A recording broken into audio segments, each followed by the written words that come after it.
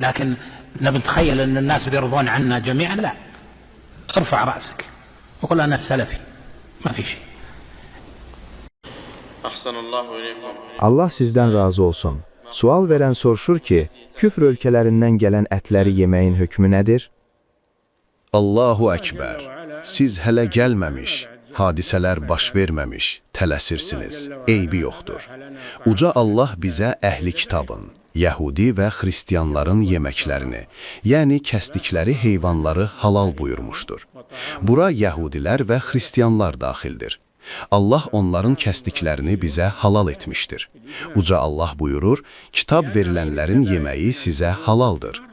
Burada yemək dedikdə icma ilə kəsilmiş heyvanlar nəzərdə tutulur.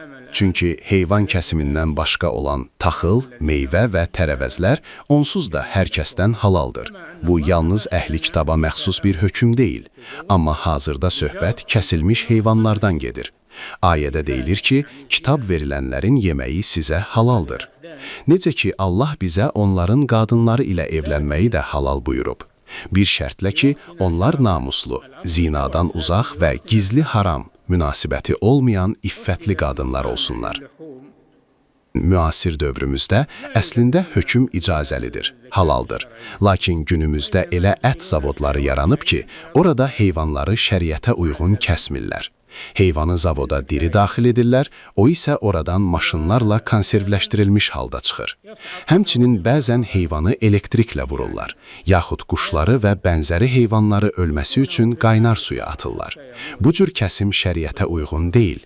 Belə olan halda o ət nə kitab əhlindən, nə də müsəlmandan halal deyil.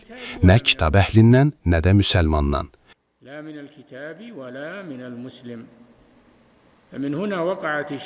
Bax, idxal olunan ətlər barədə şübhə məhz buradan qaynaqlanır. Çünki onların əksəriyyəti bu növdəndir, şəriətə uyğun kəsilmir.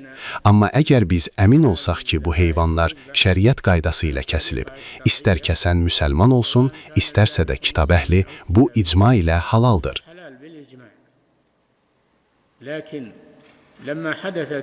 Lakin bu şirkətlər, bu ət zavodları yarandıqdan sonra və heyvanlar, quşlar barədə qeyd etdiyimiz o üsulları tətbiq etdikləri üçün bu məsələdə böyük bir şübhə yaranır. Hətta demək olar ki, o ətlərin şəriətə uyğun kəsilmədiyi barədə yəqinlik yaranır.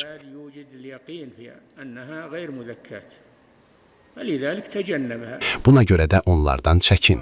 Əgər kafir ölkələrindəsənsə, balıq ye. Kəsilməsinə ehtiyac olmayan balıq ye. Əgər balıq tapa bilməsən, ət yemək məcburi deyil. Düyü ye, kəsilməyə ehtiyac olmayan digər yeməklərdən ye.